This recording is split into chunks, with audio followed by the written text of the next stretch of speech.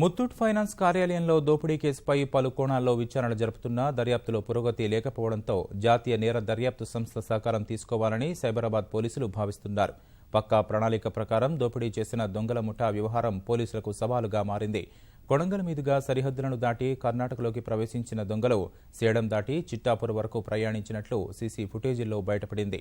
ఆ తర్వాత వాహనం ఆనవాళ్లు కనిపించకపోవడంతో అక్కడ వాడి రైల్వే జంక్షన్లో రైలు ఎక్కి పరారై ఉంటారని దర్యాప్తు అధికారులు అనుమానిస్తున్నారు.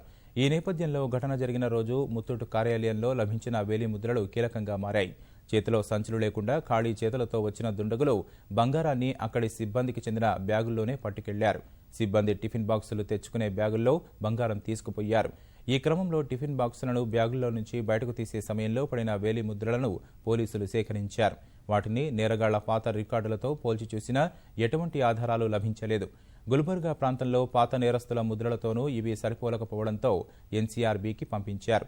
దేశవ్యాప్తంగా అన్ని రాష్ట్రాల పాత నేరస్తుల వేలిముద్రలు ఎన్సీఆర్బీ రికార్డుల్లో ఉన్న దృష్ట్యా అక్కడ ఏదైనా ఆధారం లభించవచ్చనే కోణంలో ఈ నమూనాలను పంపించారు.